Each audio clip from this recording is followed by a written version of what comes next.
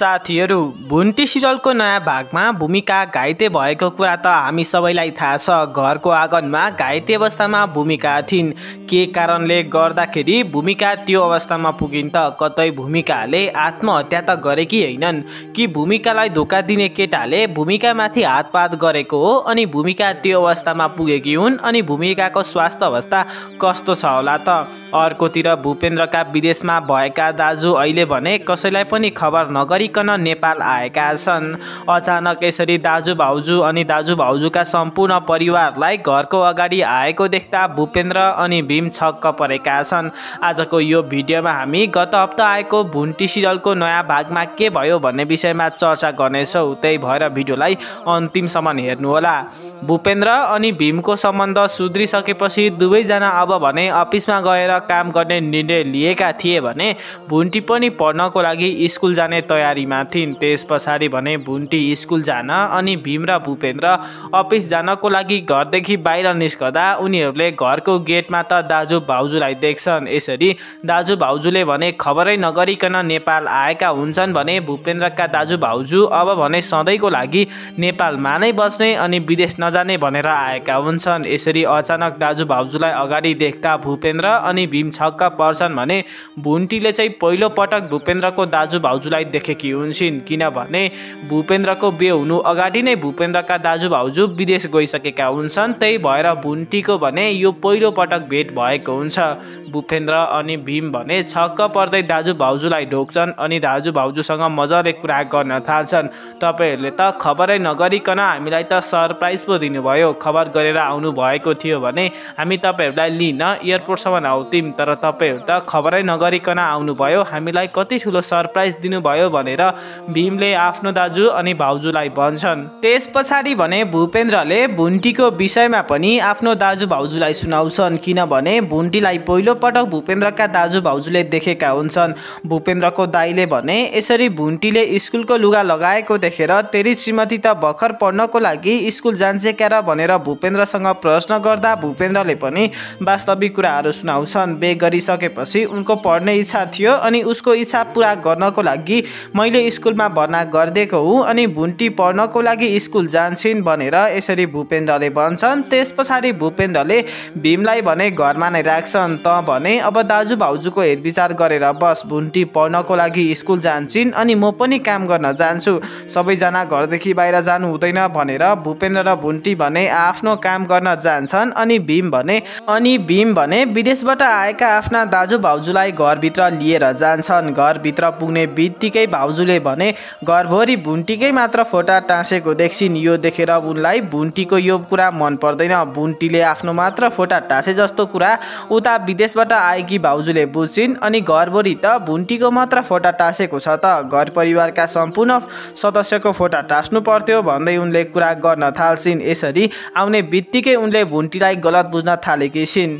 त्यस पछाडि भने विदेशबाट आएका दाई अनि भीमको कुरा हुन थाल्छ। बिजनेसको विषयलाई लिएर अनि घर परिवारका सम्पूर्ण सदस्यहरूको विषयलाई लिएर कुरा हुन थाल्छ। दाइले भने गाउँमा हामी आएको कुरा बुवा आमालाई नभन्नु, हामी बुवा आमालाई पनि सरप्राइज दिन आएका हौँ भनेर ती दाइले भन्छन्। यता विदेशबाट आएकी भाउजूले भने भुन्टीलाई गलत सोच्न थाल्छिन् अनि भुन्टीको विषयमा कुरा काट्न थाल्छिन्। भूपेन्द्र बाबु त सहरमा बस्नु भएको, सहरमा नै बसेर पढ्नु भएको मान्छेले यसरी गाउँकी केटी पढ्दै नपढेकी केटीलाई किन बिहे गरेको होला? केटीलाई बिहे गर्दाखेरि त पढे लेखेको हेर्नु पर्थ्यो, बिजनेसमा साथ दिने मान्छे पो हेर्नु पर्थ्यो। भुन्टीको कारणले गर्दाखेरि भूपेन्द्र बाबुले न त आफ्नो बिजनेसमा श्रीमतीको साथ पाउनु भयो न त केही भयो। श्रीमती बनेको त म जस्तो हुनुपर्छ भन्दै आफ्नो चाहिँ राम्रो राम्रो कुराहरू गर्दै ती भाउजूले भुन्टीको बेइज्जत गर्न थाल्छिन्, भुन्टीको कुरा काट्न थाल्छिन्।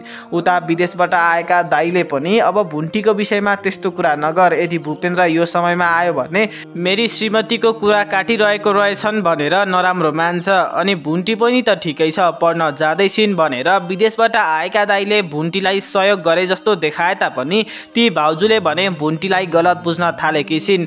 यतिखेर पढ्नको लागि स्कुल गएर कतिखेर पढिसक्नु अनि कहिले आफ्नो श्रीमानलाई बिजनेसमा सघाउनु। भुन्टीसँग बे गरेर भूपेन्द्र बाबुले त ठुलो गल्ती गरेछन् भन्दै ती भाउजूले भने भुन्टीमाथि नराम्रो व्यवहार गर्न थाल्छिन् अनि धेरै घमण्डी भएको कुरा त हामी सबैले यहीँबाट थाहा पाउन सक्छौँ।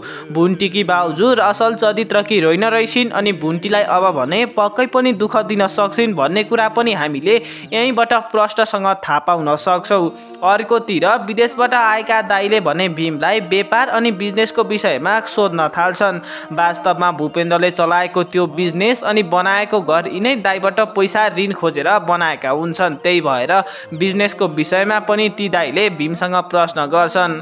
अनि त्यति धेरै लगानी गरेर बिजनेस सुरु गरेका छौ, बिजनेस कस्तो चल्दैछ भनेर भीमसँग प्रश्न गर्दा भीमले भने जवाफमा बिजनेस त घाटामा गइरहेको छ। विगत लामो समयदेखि अहिले बिजनेस घाटामा छ अनि हामी बिजनेसलाई फाइदामा पुर्याउने कोसिस गरिरहेका छौँ भन्दै भीमले जवाफ दिन्छन्। वास्तवमा दाजु भाउजूको सम्बन्ध बिग्रिसकेपछि दाजुले लामो समय गाउँमा बस्नुभयो भाउजूलाई खोज्न अनि भाउजूसँग सम्बन्ध राम्रो बनाउन। दाजु गाउँमा बसेको कारणले गर्दाखेरि राम्रोसँग काम गर्न पाइएन। त्यस पछाडि भने दाजु भाउजू सहर आउने बेलामा पनि दाजुमाथि आक्रमण भयो। यसरी मुख्य काम गर्ने मान्छेमाथि नै आक्रमण भइसकेपछि व्यापारमा धेरै घाटा भयो। अहिले मात्र हामीले बिजनेसमा राम्रोसँग काम गर्न सकेका हौँ भनेर भीमले जवाफ दिन्छन्।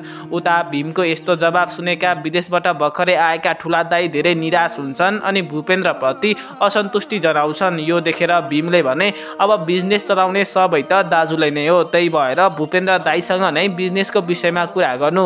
म त केवल त्यहाँ काम गर्ने एउटा कर्मचारी मात्र हो, सबै कुरा त मलाई पनि थाहा छैन भनेर भीमले यसरी जवाफ दिन्छन्। सायद पक्कै पनि पैसाको विषयलाई लिएर भूपेन्द्र अनि भूपेन्द्रको दाइको सम्बन्ध पनि बिग्रन सक्छ, किनभने भूपेन्द्रलाई बिजनेस चलाउनको लागि भनेर यिनै दाइले पैसा ऋण दिएका हुन्छन् अनि अहिले भने विदेशबाट सधैँको लागि नेपालमा नै बस्ने भनेर यी दाइ अनि आफ्नो परिवारहरू लिएर आएका छन्। अर्कोतिर भूपेन्द्र भने धेरै दुखी अनि निराश परेका छन् भने भूपेन्द्रको जीवनमा अब भने अर्को समस्या थपिन लागेको छ। आफ्नो दाजु भाउजूको अगाडि जति नै खुसी देखे तापनि भूपेन्द्र दाजु भाउजू विदेशबाट सधैँको लागि नेपाल बस्न आएको कुरालाई लिएर धेरै चिन्तामा छन्, किनभने दाजु भाउजू यति चाँडै विदेशबाट नेपाल आउनु हुँदैन होला भन्ने सोच भूपेन्द्रको थियो। तर दाजु भाउजू अनि दाजु भाउजूका परिवार त कसैलाई खबर नगरिकन नेपाल आए। त्यसमाथि पनि भूपेन्द्रले अब भने कसरी दाजुको त्यत्रो ऋण तिर्नु, अहिले त बिजनेस घाटामा गइरहेको छ, राम्रोसँग काम पनि गर्न पाएको थिएन अनि यही समयमा दाजु भाउजू आउनुभयो। यदि दाजु भाउजूले पैसा माग्नु भयो भने मैले कहाँबाट पैसा तिर्नु भनेर भूपेन्द्र निराश भएका छन्। त्यही समयमा यता भीमले भने आफ्नो दाजु भूपेन्द्रलाई फोन गर्छन्। तपाईँ कहिले आउने, यहाँ दाजु भाउजू तपाईँलाई खोजिरहनु भएको छ भनेर प्रश्न गरिसकेपछि भूपेन्द्रले पनि जवाफमा भुन्टीको पनि स्कुल छुट्टी हुन लाग्यो होला, भुन्टीलाई लिएर म आइहाल्छु, दाजु भाउजूसँग गफ गरेर बस भनेर भूपेन्द्रले भीमलाई जवाफ दिन्छन्। त्यस पछाडि भूपेन्द्र आफ्नो श्रीमती भुन्टी लिनको लागि भुन्टीको स्कुलतिर जान्छन्। अर्कोतिर भूमिका पनि ठुलो समस्यामा छिन्। ओ साथीहरू, गत हप्ताका एपिसोडहरूमा हामीले भूमिकाको बोयफ्रेन्डले या भनौँ भूमिकाको केटा साथीले भूमिकासँग बे नगर्ने भनेर भूमिकालाई प्रयोग गरेको रहेछ अनि धोका दिएको रहेछ भन्ने कुरा प्रष्टसँग बुझ्न सक्छौ। भुन्टीले पनि भूमिकाको साथ दिँदै त्यो केटालाई थर्काएकी थिइन् अनि यदि तैँले भूमिकालाई दुःख दिने काम गरिस् रहिस् भने अनि बे गरिनस् भने म तँलाई सजाय दिन्छु, तेरो घरमै आएर बेइज्जत गरिदिन्छु भनेर भुन्टीले धम्की दिँदा पनि त्यो केटा अझसम्म सुध्रन सकेको छैन। भूमिकाले भने मनमा नै अब भने मैले जसरी पनि त्यही केटासँग बे गर्नुपर्छ, म त्यो केटासँग भागेर सहर आएको कुरा गाउँभरि सबैजनाले थाहा पाइसके, मेरो सबै बेइज्जत भइसक्यो, मैले जसरी पनि त्यो केटासँग बे गर्नै पर्छ भनेर भूमिकाले सोचिन् अनि बेकै विषयमा चर्चा अनि कुरा गर्नु पर्यो भनेर त्यो केटालाई फोन गर्छिन्। फोन गरिसकेपछि त्यो केटाले पनि फोन उठाउँछ तर भूमिकासँग भेट्न भने मान्दैन।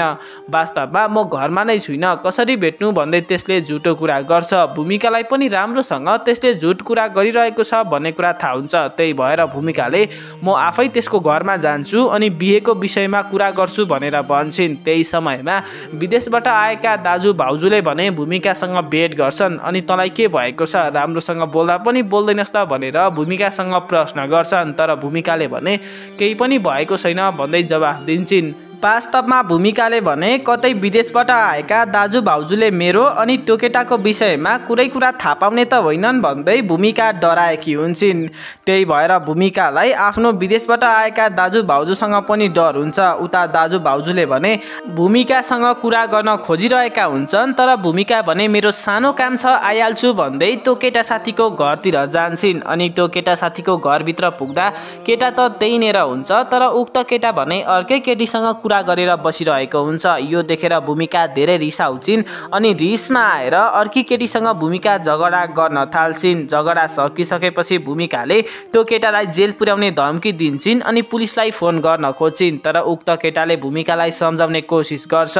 अर्कोतिर भूपेन्द्र अनि भुन्टी पनि घर आइसकेका हुन्छन्, तर घर आइसकेपछि उनीहरूले भने भूमिकालाई घाइते अवस्थामा घरको आँगनमा देख्छन्। भूमिका कसरी त्यो अवस्थामा पुगिन् त? कतै त्यो केटाले बेग गर्दिन भनिसकेपछि भूमिका धोका पाएको सम्झेर आत्महत्या गर्न बाध्य भएकी त होइनन् कि त्यो केटाले भूमिकामाथि कुटपिट गरो त? तपाईहरूलाई के लाग्छ? किनभने भूमिका कसरी त्यो अवस्थामा पुगिन् भन्ने कुराको प्रष्ट जानकारी त हामी सबैलाई थाहा छैन अनि हामीले देखेका पनि छैनौँ। अन्तिम समयमा भूमिका भने त्यही केटाको साथमा थिइन् अनि त्यो केटाले भूमिकालाई सम्झाउन खोज्दै थियो। कतै त्यही केटाको कारणले गर्दाखेरि भूमिका यो अवस्थामा पुगेकी त होइनन्। अब भने भूमिकालाई धोका दिने फसाउने केटाले कानुनी रूपमा सजाय पाउनै पर्छ, जेल जानै पर्छ भन्ने को हुन्छ? तल कमेन्ट गर्नुहोला अनि हाम्रो यो च्यानललाई पनि सब्स्क्राइब गर्नुहोला।